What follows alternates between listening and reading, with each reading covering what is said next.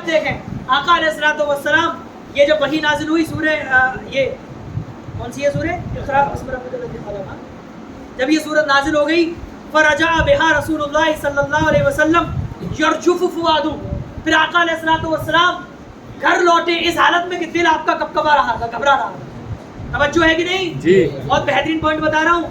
آقا علیہ السلام جب گھر لوٹے اس حالت میں کہ آپ خوف زدہ تھے اس وحی سے. توجہ ہے. پھر آگے موجود ہے فدخل علی خدیجہ بنت خویلد رضی اللہ عنہا، تو آقا علیہ السلام کی جو بیوی ہے حضرت خدیجہ ان کے پاس گئے ہے نا، اور کہا حضرت خدیجہ سے زملونی زملونی کہ مجھے چادر اڑاؤ چادر اڑاؤ. کیوں؟ کیونکہ کپکپا رہے تھے. کپکپانے میں ٹھنڈی بھی لگتی ہے، پسینہ بھی آتا ہے. ایسا ہی ہوتا ہے. اگر گھبراہٹ سے کوئی کپکپا ہے تو پسینہ بھی آتا ہے اور شیورنگ جسے کہتے ہیں، شیورنگ کپکپاہٹ، تو وہ حالت تھی. کیسا شور و گل کیسا ہے. توجہ نہیں ہے میری طرف، توجہ میری طرف کریے. تو آقا علیہ السلام نے فرمایا مجھے چادر اڑاؤ. پھر آقا علیہ السلام کو چادر اڑا دی گئی یہاں تک کہ آپ ٹھہر گئے، تھوڑا سا سکون مل گیا. پھر آقا علیہ السلام نے حضرت خدیجہ کو پورے واقعے کی خبر دے دی. پھر حضرت خدیجہ سے آقا نے فرمایا لقد خشیت علی نفسی، اے خدیجہ میں تو اتنا ڈر گیا تھا کہ مجھے اپنی جان کی پڑ گئی. مجھے ایسا لگا کہ آج مجھے جو ہے کچھ ہو جائے گا. تو اب دیکھیں بیوی حضرت خدیجہ اپنے شوہر کو کس طرح سے تسلی دیتی ہیں. آپ لوگ شوہر ہیں، جا کے سنا دینا اپنی اپنی بیویوں کو کہ جب شوہر مصیبت میں ہو تو بیوی کی ذمہ داری کیا ہوتی ہے. ایسا نہ ہو مصیبت لوگ نہیں کرتے، بلکہ مصیبت کو اپنی پیاری اور پیار بھری باتوں سے ختم کرے. حضرت خدیجہ سے توجہ ہے، غور سے سنیے. تمہارو تم بھی سنو، شادی ہوگی کچھ دن بعد انشاءاللہ ہے کہ نہیں. حدیث میں ہر چیز کا علاج ہے، ٹھیک ہے. تو آقا علیہ الصلوۃ والسلام نے جب حضرت خدیجہ سے یہ کہا کہ مجھے ایسا لگ رہا تھا کہ میری جان نکل گئی ہے نا، تو حضرت خدیجہ نے کیا کہا. حضرت خدیجہ کہتی ہے کلا، ہرگز نہیں. حضرت خدیجہ کیا کہتی ہے؟ ہرگز نہیں. واللہ ما یخزیک اللہ ابدا، اللہ تعالیٰ آپ کو کبھی بھی رسوا نہیں کرے گا. بے شک سبحان اللہ، اللہ تعالیٰ آپ کو کبھی بھی رسوا نہیں کرے گا، کبھی بھی رسوا نہیں کرے گا. ایک جملہ جو سونے سے لکھنے کے لیے ہے. اب دوسرا جملہ جو حافظ سے لکھنے کے لیے کہتی ہے انکا لتصل الرحم، آپ تو رشتہ داروں کے ساتھ کتنے اچھے سے پیش آتے ہیں. آپ تو رشتہ داروں کے ساتھ، بولیے آپ تو رشتہ داروں کے ساتھ کتنے اچھے سے پیش آتے ہیں. ہم کیسے پیش آ رہے ہیں؟ اگر رشتہ دار کے گھر پہ شادی ہے تو تمنا یہ لے کے جاتے ہیں پھوٹ پڑ جائے. اگر رشتہ دار کی کسی لڑکی کا رشتہ لگ گیا تو تمنا یہ رہتی ہے ہون نہیں دوں گا، یا تو کار دلواؤں گا، نہیں دیں گے تو ہون نہیں دوں گا. آج ہم اپنے رشتہ داروں اور خاندان والوں کے ساتھ کیا کر رہے ہیں؟ ہنسنے کی بات نہیں ہے، رونے کا مقام ہے. یہ اس کا مقام ہے رونے کا اور ماتم منانے کا مقام ہے. آقا علیہ السلام نے فرماتے، آقا علیہ السلام کی حدیث موجود ہے کہ معراج کے دن میرے رب سے میری جو خفیہ باتیں ہوئی تھیں، جو میرے رب اور میرے علاوہ کوئی نہیں جانتا، ان میں ایک بات یہ بھی تھی 2 دل مسلمانوں کے اگر ٹوٹے ہوئے ہیں، آپس میں پھوٹ پڑی ہے، اگر کوئی مسلمان ان ٹوٹے ہوئے دلوں کو جوڑ دے گا تو اس پر جنت واجب ہو گئی. آقا یہ فرمائے. اور ان کی امت آج کیا کر رہی ہے؟ رشتوں میں ٹانگ اڑانا ختم کر دیجئے. رشتوں میں ٹانگ اڑانا ختم کر دیجئے. کسی کا رشتہ لگوا نہیں سکتے تو توڑوائیے بھی مت. آج آپ کسی کی لڑکی کا رشتہ توڑوائیں گے، اللہ کی قسم خدا آپ کو بھی بیٹیاں دے گا اور آپ پر بھی کسی کو مسلط کر کے آپ کو عذاب دے گا. خدا نے کیا کہا قرآن میں؟ تلک الایام نداولها بین الناس، یہ جو دن گزر رہے ہیں نا ان میں ہم نے لوگوں کی باری لگا دی ہے. ایسا نہیں ہے آج ہم کروڑ پتی ہیں تو کل فقیر نہیں ہوں گے، ایسا نہیں ہے آپ فقیر ہو تو کروڑ پتی نہیں ہوں گے. آپ سمجھ میں آ رہی ہے کہ نہیں؟ ایسا نہیں ہے کہ آج ہم جیل میں ہیں تو چھوٹیں گے نہیں، ایسا نہیں ہے کہ آپ چھوٹے پھر رہے ہو تو جیل میں نہیں جاؤ گے. کلیئر ہو رہی ہے بات؟ ایسا نہیں ہے کہ آج میرا گھر چل رہا ہے تو آپ کا نہیں چلے گا. یہ اللہ نے جو دن پیدا کیے اس میں لوگوں کی باری لگائی ہے. آج میں بخار میں ہوں تو کل مجھے صحت بھی ملے گی، آج میں باڈی بنا رہا ہوں تو کل میرے اوپر بیماری بھی آئے گی. دنوں میں باری لگی ہے. کبھی یہ مت سوچیے کسی کے ساتھ برا کر کے آپ خوش رہ سکتے ہیں. رسول اللہ علیہ الصلوۃ والسلام کے ہم امتی ہیں، ہمیں اپنے مومن بھائیوں کے ساتھ اگر اچھا نہیں کر سکتے تو برا کیوں کر رہے ہیں؟ بزرگوں نے کہا ان لم تکن مطرا یروی، ان لم تکن مطرا یربی فلا یربی فلا تکن نارا تشبی. اگر تم کسی کی پیاس بجھانے والی بارش نہیں بن سکتے تو کسی کو جھلسانے والی آگ تو مت بنو. تو کم سے کم ہم مسلمانوں کو یہ بات اب تو سمجھ میں آ جانی چاہیے.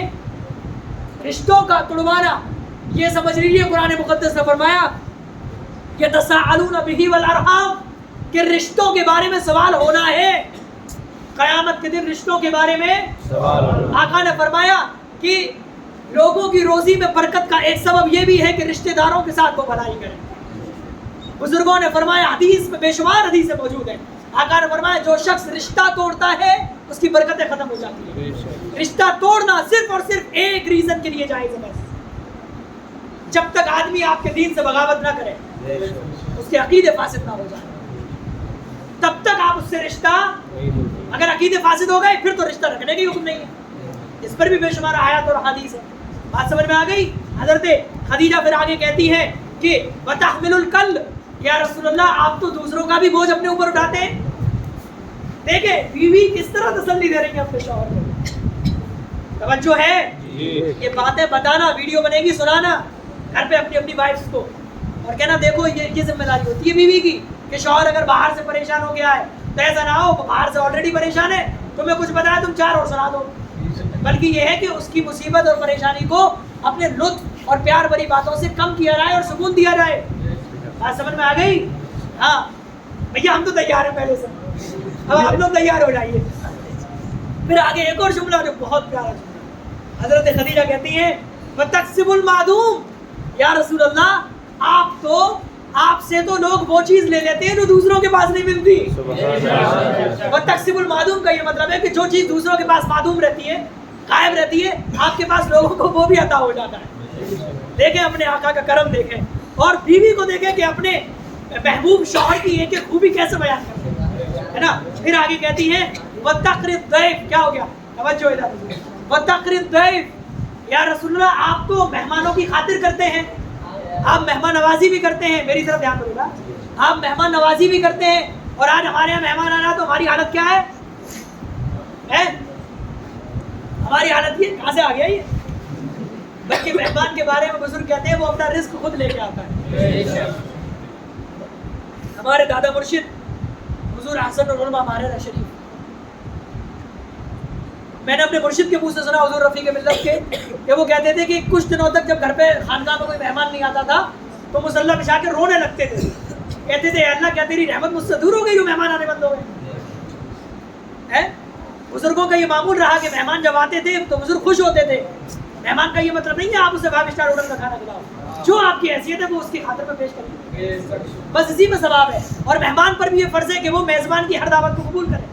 ऐसा नहीं है अगर तू 5 स्टार होटल में खाता है तो मेहमान बेचारा गरीब है, उसके यहाँ तू 5 स्टार वाली चीज़ ना, वो तेरे सामने सूखा गोश्त रख दे, उसी को कबूल कर ले, बाहर जाके बदनामी ना करे, हम कहें हमने तुझे खिलाया। बात समझ में आ रही है? हैसियत देख ले क्या है, और वैसे ही मेहमान नवाजी कबूल करें, दोनों तरफ से मामला समझते हैं। बात समझ में आई? फिर आका अलैहिस्सलाम आगे, फिर हज़रत खदीजा आगे एक और बात कहती है वतुईनु अला नवाइबिल हक, या रसूल अल्लाह आप तो हमेशा हक के लिए खड़े रहते हैं, हमेशा हक की मदद करते हैं, है ना। कभी किसी को कोई परेशानी आती है तो हक के रास्ते में खड़े रहते हैं, हक की जानिब खड़े होते हैं। फिर हज़रत खदीजा के एक भाई थे चचाजाद इब्न आप खदीजा, चचाजाद भाई थे वर्का इब्ने नौफल, क्या नाम था? वर्का इब्ने, ये ईसाई थे। कौन थे? ईसाई। उस दौर के ईसाई आजकल के जाहिल ईसाइयों की तरह नहीं थे। उस दौर के ईसाई इतने बड़े आलिम हुआ करते थे कि रसूलुल्लाह अलैहिस्सलातु वस्सलाम के चेहरा देख के पहचान लेते थे ये वही नबी है जिसका जिक्र हमारी किताब में। ऐसा इल्म होता था, ऐसा इल्म होता था। और आज तो ये जाहिल डपट गंवार नंगे पुंगे घूमने वाले, इन्हें तो कुछ इल्म ही नहीं है ना।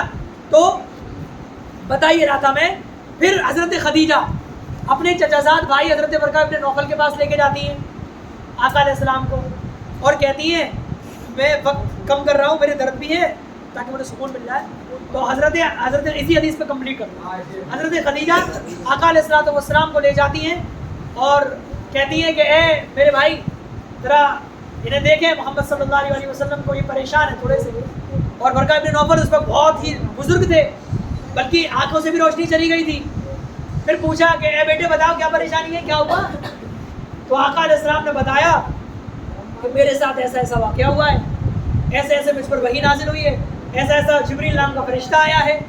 तो हज़रत वर्का इब्ने नौफल क्या कहते हैं? बेटा मेरी तरफ, बेटा मेरी तरफ। तो हज़रत वर्का इब्ने नौफल क्या कहते हैं? جملہ سنیے حضرت ورقہ بن نوفل کا. حضرت ورقہ بن نوفل کہتے ہیں یہ وہی فرشتہ ہے جو موسیٰ علیہ السلام پر وحی لے کے آتا تھا. کیا کہا؟ یہ وہی فرشتہ ہے جو موسیٰ علیہ السلام پر. اب دیکھیں ورقہ بن نوفل کا علم، یہ تو ہسٹری کا علم بتا دیا، اب فیوچر کا علم بتا رہے ہیں. کہہ رہے ہیں کاش جب تم اپنے نبی ہونے کا دعویٰ کرو گے، کاش جب تم نبی بن کے ظاہر ہوگے لوگوں کے سامنے تو میں اس وقت نوجوان ہوتا، لوگ تمہیں ستاتے ہو میں تمہاری جم کے مدد کرتا، اور تمہاری قوم جب تمہیں مکہ سے نکال دیتی کاش میں ہوتا. تو آقا علیہ السلام تعجب سے کہتے ہیں کہ میری قوم مجھے نکال دے گی. آقا علیہ السلام کیا کہتے ہیں؟ میری قوم مجھے نکال دے گی. ورقہ بن نوفل کہتے ہیں ہاں آپ کی قوم آپ کو مکہ سے نکال دے گی. سمجھے؟ ارے ملا جی لوگوں کو تھوڑا اس حدیث میں غور کرنا چاہیے. ملا جی لوگوں کو، عابد بھائی ملا جی لوگوں کو غور کیسا؟ ورقہ بن نوفل نبی تو ہے نہیں. کون ہے اس وقت؟ کون ہے جب یہ بات کہی جا رہی ہے؟ عیسائی ہے. کون ہے؟ جن نے آگے پیچھے کی باتیں کیسے بتا دی؟ غیب کا علم تو صرف اللہ کو ہے. توجہ ہے کہ نہیں؟ میں وہ پوائنٹ ضرور بتاؤں گا جنہیں لے کر لوگ آپ کو لڑاتے ہیں. کیا کہتے ہیں؟ غیب کا علم تو اللہ کو ہے. کسے ہے؟ ہمارا ایمان ہے یقیناً اللہ کو ہے. کس نے کہا ہم اس کا انکار کرتے ہیں؟ غیب کا علم یقیناً اللہ کو ہے، وہ عالم الغیب و شہادہ ہے. لیکن اب مجھے یہ بتا دو بخاری میں یہ کیوں لکھا ہے کہ ورقہ بن نوفل نے یہ بتا دیا کہ آگے یہی ہوگا؟ بس اس کا جواب دے دو. جو تمہارا جواب وہ ہمارا جواب. تم یہی تو کہو گے کہ خدا نے جو انجیل اور زبور اور تورات نازل فرمائی، ورقہ ابن نوفل ان کتابوں کے بڑے عالم تھے. ان کتابوں میں جو وحی موجود تھی اس وحی کے ذریعے ورقہ ابن نوفل کو یہ علم حاصل ہوا. ارے مولانا ہم بھی تو یہی کہہ رہے ہیں کہ اللہ نے وحی کے ذریعے نبی کو علم غیب عطا کیا. ہمارے اوپر کیسا شرک کا فتویٰ لگ جاتا ہے؟ ہم بھی تو یہی کہہ رہے ہیں کہ نبی کو علم غیب ہے خدا کے بتانے سے. کس کے؟ عالم الغیب فلا یظہر علی غیبہ احدا الا من ارتضی من رسول.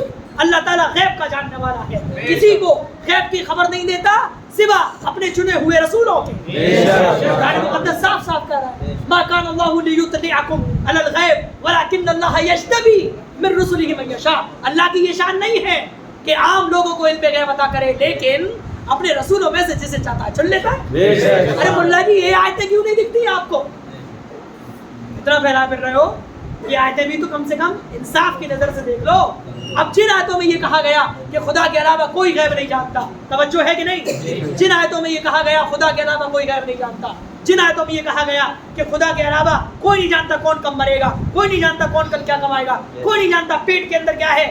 مولانا قرآن کہہ رہا ہے کہ خدا کے علاوہ کوئی نہیں جانتا پیٹ کے اندر کیا ہے، لیکن الٹرا ساؤنڈ کے ذریعے پتہ لگ جا رہا ہے کیا ہے.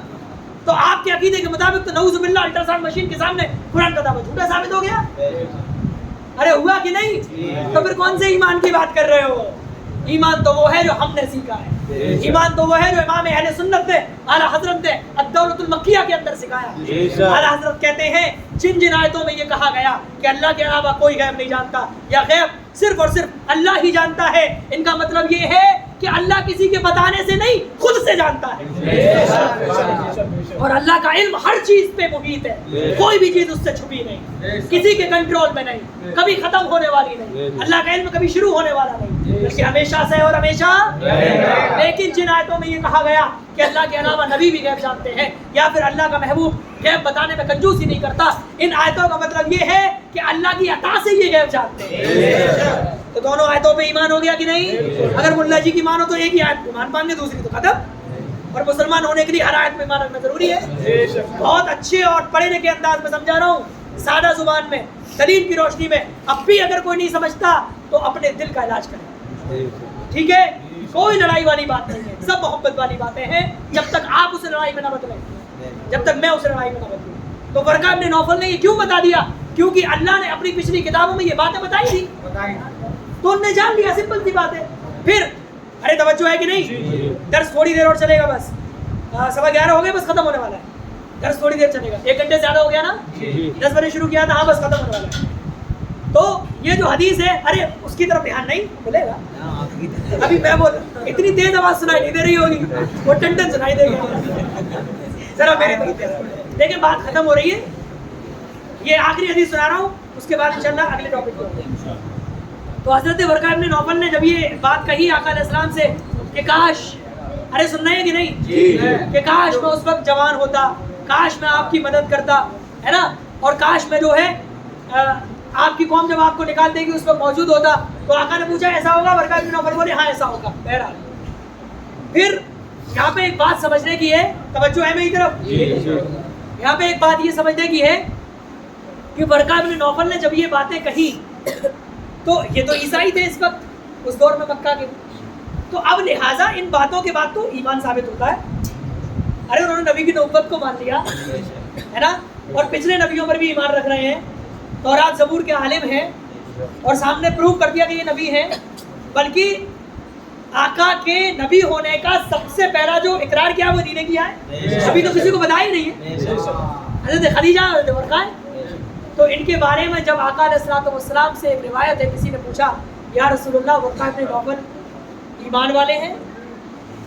تو آقا علیہ السلام نے فرمایا کہ میں نے ورقہ ابن نوفل کو خواب میں دیکھا، میں نے ورقہ ابن نوفل کو خواب میں دیکھا، اور میں نے دیکھا کہ وہ سفید لباس پہنے، کیسا لباس پہنے ہیں؟ تو لہذا نبی جب کسی کو خواب میں سفید لباس پہنے دیکھے تو وہ جنتی ہونے کی نشانی، اور جنتی ہونے کے لیے ایمان والا ہونا ضروری ہے۔ تو ورقہ ابن نوفل کون ہوئے؟ کون ہوئے؟ کون ہوئے؟ اللہ تعالی ہم سب کو حدیث کا فیض عطا فرمائے۔ اللہ تعالی ہم نے جو چیزیں سمجھی ہیں، پڑھی ہیں، میری تشریح کرنے میں، کسی لفظ کو سمجھانے میں کوئی غلطی ہوئی ہو تو اللہ تعالیٰ پہلے مجھے معاف فرمائے، آپ کے سمجھنے میں کوئی غلطی ہوئی ہو تو اللہ تعالیٰ آپ کو معاف فرمائے۔ اللہ تعالیٰ ہم سب کو اس سلسلے کو جاری رکھنے کی توفیق عطا فرمائے۔ اللہ تعالیٰ ہم سب کو اسی طرح علم دین سیکھنے کے لیے وقت نکالنے کی توفیق عطا فرمائے۔ اللہ تعالیٰ ہماری پٹیالی کے مسلمانوں کو شاد و آباد رکھے۔ اللہ تعالیٰ اس مسجد کو بنانے والوں، اس مسجد میں تعاون کرنے والوں، اس مسجد میں نماز پڑھنے والوں، اس مسجد میں کبھی کبھی آنے والوں، اس مسجد کی طرف گزرتے ہوئے دیکھنے والوں کو سب کو رحمت و برکت سے نوازے۔ آمین۔ گزر کے دور سے دیکھنے والوں کو بھی رحمت و برکت سے نوازے۔ اس رحمت و برکت میں ایک رحمت یہ بھی ہو کہ وہ اس مسجد میں اندر آ جائے، ہے نا۔ اللہ تعالیٰ ہم تمام مسلمانوں کے دلوں میں ایک دوسرے کے لیے محبت پیدا فرمائے۔ آمین۔ اللہ تعالیٰ ہم مسلمانوں کے دلوں میں ایک دوسرے کے لیے الفت اور لگن پیدا فرمائے۔ آمین۔ اللہ تعالیٰ اس حدیث کی برکت سے